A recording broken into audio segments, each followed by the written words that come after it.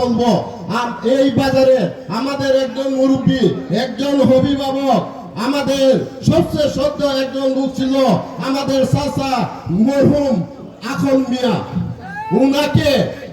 উনাকে যেভাবে বাজারের মধ্যে হাতুড়ি দিয়ে উনার চাপার দাঁত ভেঙে মাথাকে হাতুড়ি দিয়ে বাইরে মারা হয়েছে, আজ পর্যন্ত উনার কোনো বিচার পাওয়া যায় নাই।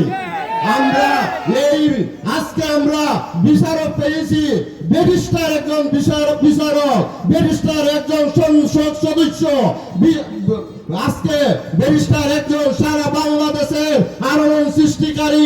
উনার মাধ্যমে আমরা একটি দাবি করব, আমাদের এখন চাচা বিচার দ্রুত গতিতে আমরা দেখতে চাই।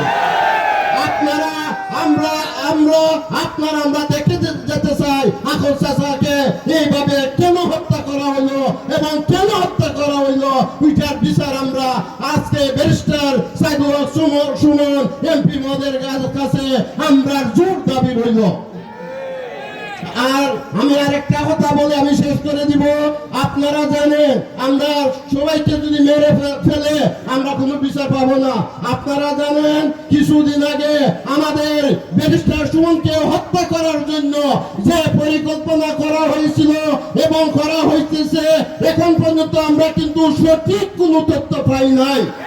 এটার জন্য আমরা সঠিক তথ্য পাওয়ার জন্য আমরা অপেক্ষায় রইলাম। আমরা কিন্তু রাজপথ ছাড়ি নাই, সুনারঘাটের পথ ছাড়ি নাই, আমরা কিন্তু আবারও নামবো যতক্ষণ পর্যন্ত আমাদের ব্যারিস্টার সুমনের মূল হত্যাকারীকে যদি না মিলে আমরা ছাড় দিব না।